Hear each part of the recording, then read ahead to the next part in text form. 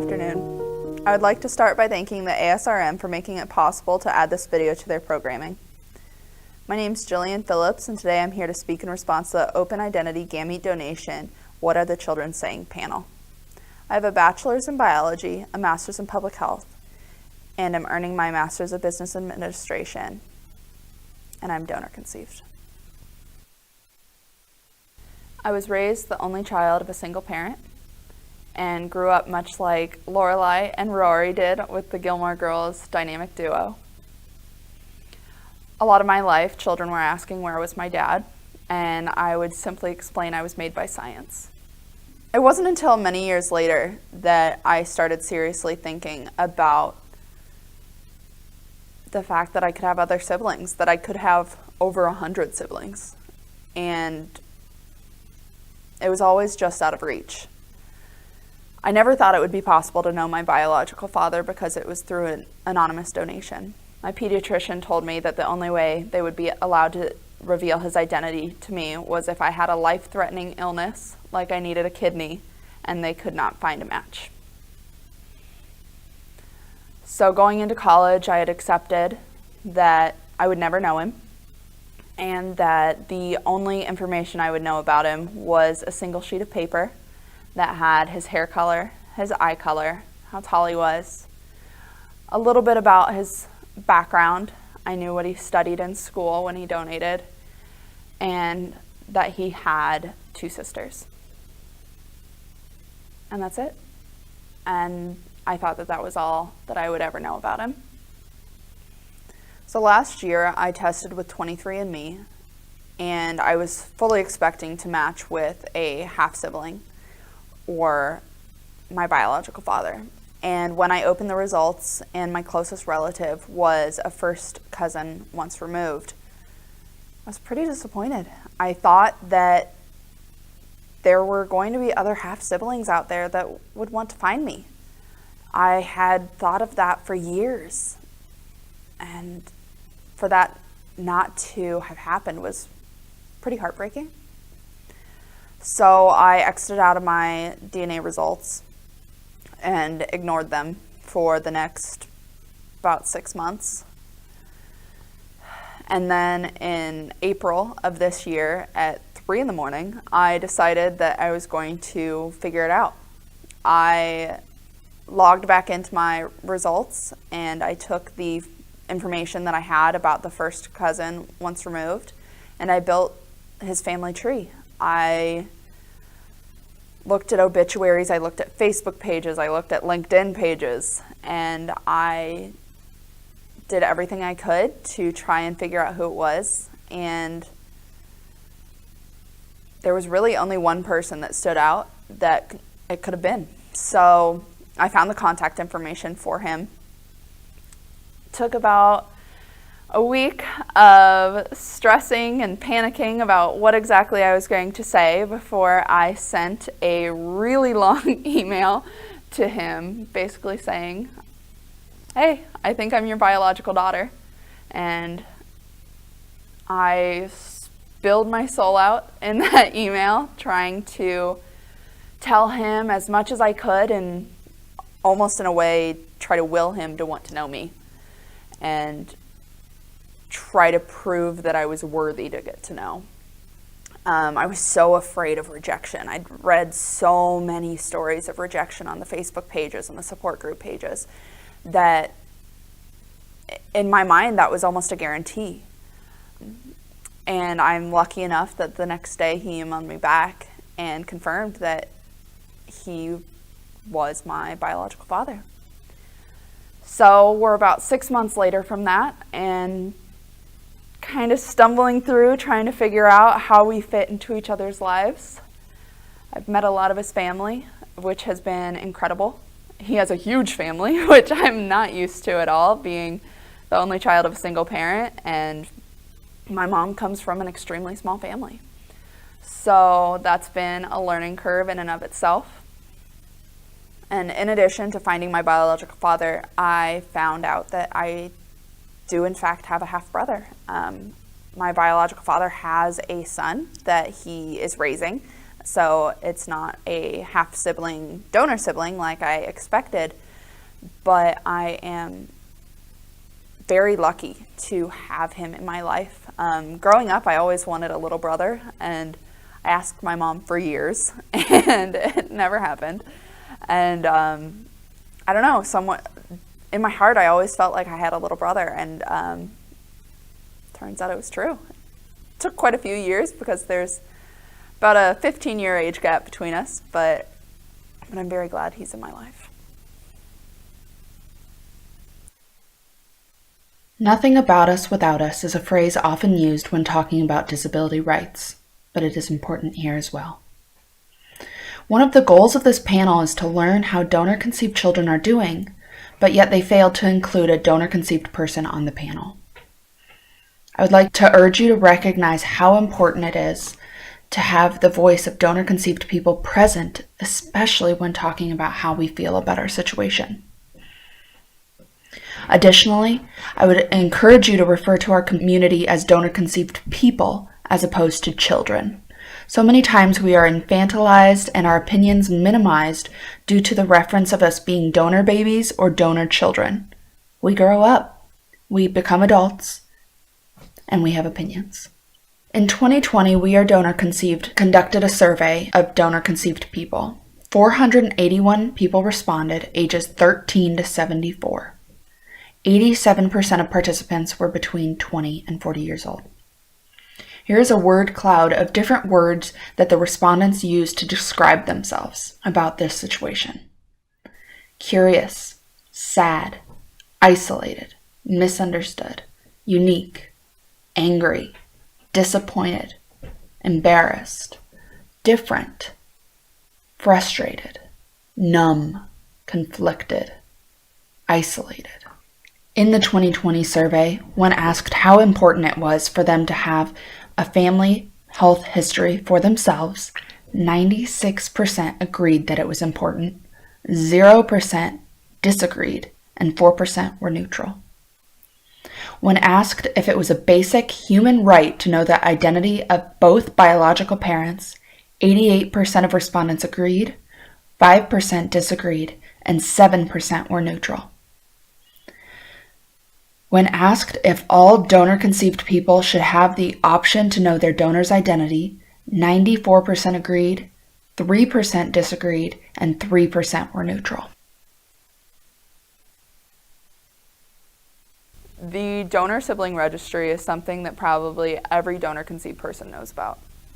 They are one of the top search results when you Google how to find half-siblings, and a lot of people sign up desperate to make a connection. But there's problems with it. One of the issues is cost. While there is an option for a lifetime membership, so you wouldn't have to pay a monthly fee or a yearly fee, it's not attainable to every person. Some people ask for donations to be able to afford it. And I don't think it's right that someone feels like they have to put themselves in a precarious financial position just to be able to find out who their siblings are, who they're connected to. And two, donor numbers aren't consistent, but not everybody's given a donor number. Or one donor could have multiple numbers because they went to multiple places. Or it was shipped out to multiple states, and in those fertility clinics, they were given new numbers. So then there's multiple sibling groups, all with different numbers, but they're all related to the same person, and there's no way of knowing that through the donor sibling registry. And so that's why I believe that instead of paying for that membership, well, I do recognize it has helped people connect. I believe that people should pay for DNA testing because that's the only sure way that you are connecting with people that are actually related to you. DNA doesn't lie. It's an outdated registry not needed. DNA testing is the only accurate way to know biological parents and siblings. Anonymous DCP.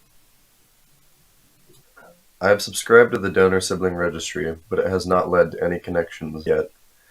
I believe that the donor sibling registry serves a useful purpose, but it is no substitute for a national donor conceived registry like those that exist in other countries. If ASRM and the fertility industry truly care about the welfare of donor conceived people, they should work with us to enact urgently needed federal legislation creating a mandatory national registry of donors and donor conceived people. Tyler. I abhor the donor sibling registry. The recipient parent financially benefiting from the donor conceived people desperate for connection is at its best tasteless, in actuality exploitative and disgusting. I would never give her a cent. Jetty. My parent registered me on the donor sibling registry soon after my birth. I connected with a few donor siblings from birth. It was really great to know them all my life. Quill.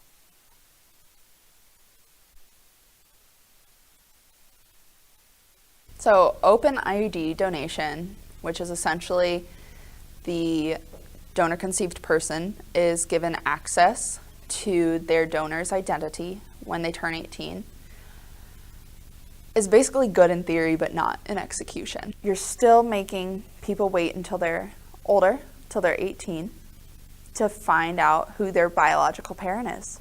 It's built on the concept that fertility clinics will keep track of the donors for 18 years and then be able to connect them with their offspring. And in that time, the biological parent could change their mind and decide that they do not want to be connected with their offspring. They could move, change phone numbers, change email addresses, making it impossible to track down.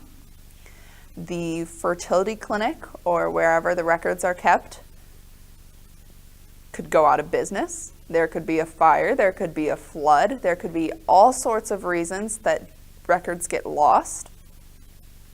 And then the offspring are out of luck.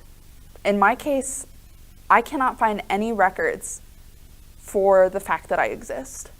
Everything starts at my pediatrician's office. The one sheet of paper that I have outlining the few characteristics of my biological father, it only exists because my mom kept it and had it scanned in at my pediatrician's office. Everything else is gone. There's a forwarding number online where I'm supposed to call for this fertility clinic, but nobody knows why that number's there. The people that answer the phone have no clue why I'm calling them, and they have no clue who I should talk to. That brick wall that I'm facing is one so many people face. And I was an anonymous donation, but I still exist. There should be a record of my existence, but there's not. So many other people have reported that their records were lost in floods or fires. And if those people were open IDs, that information's just gone. So that promise that they would be connected years down the line has just literally gone up in smoke. Some people assume the donor will be open to a relationship if the donor is open ID. Then they learn that this is not always the case and are sorely disappointed when the donor wants nothing to do with them. It's like a bait and switch situation. Beth. Open ID is 100% better than anonymous, but known from birth is the best option. You don't know what will happen in 18 years to the donor or the child. It's also so difficult to attempt to build a relationship with someone after all that time is lost, even if both parties want to. Haley. OpenID often results in similar damage to the donor-conceived people, most notably not getting the opportunity to connect with a biological father or mother from an early age. This makes it difficult for a donor-conceived person to have a healthy opportunity to integrate these kin, culture, and family history into his or her identity. There are many donor-conceived people, myself included, with Jewish donors or biological fathers and non-Jewish legal parents that experience grief and crisis as adults from not having had the chance to learn these complexities of Judaism and Jewish culture from a young age. Tyler. It should be a human right for every human to know their genetic background and medical history. The questionnaire does not even begin to help a donor-conceived person when needing vital medical history, especially those of us who are sick and have no access to continuous updated medical history of our biological parent. Anonymous DCP.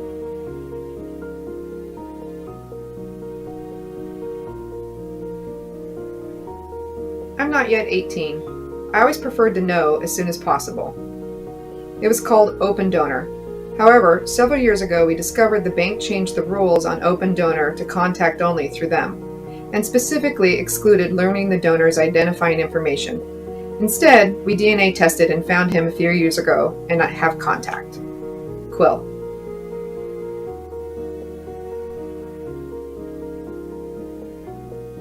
My view of open ID donors has evolved due to my increasing awareness of the psychological and physical effects of unknown and misattributed parentage. We know from psychology research, generations of adoptees, and historical and world literature how crucial identity formation is, the effects of genealogical bewilderment, and the lengths humans go to find themselves and their kin. Why are we continuing to have anonymous until 18 marketed as open? How much more suffering will the industry continue to cause under this ploy? Donor identity should always be known from the beginning. Cassandra. I used to view it positively because it was an improvement over indefinite anonymity.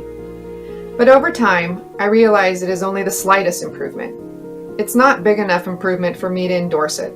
I will not support donor-conceived people being denied knowledge of who their biological parents are for any amount of time. Beth.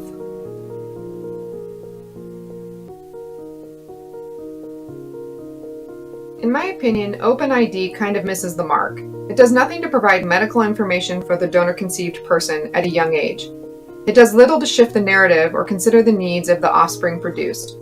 The possibility of some vague connection, 18 years down the line, doesn't do much that a home DNA industry hasn't already done. It's better than nothing, but it feels more like a bit of an empty gesture than anything else. Anonymous DCP.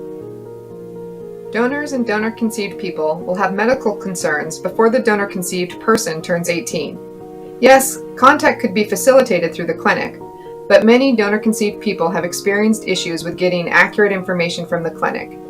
It does not help the donor-conceived person build natural relationship with donors. It is easy for donors to change their mind about being open to contact after 18 years of radio silence. Haley.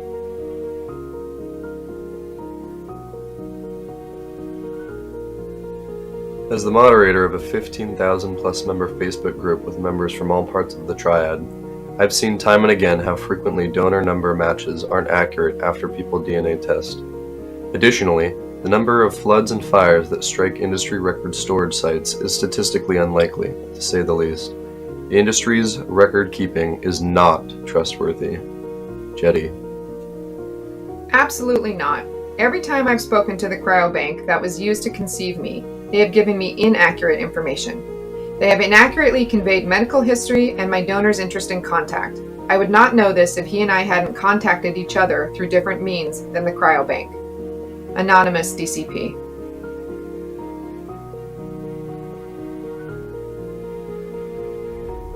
OpenID may attract donors who are willing to have a relationship with their offspring, and discourage persons from donating who would like to pretend that they never donated.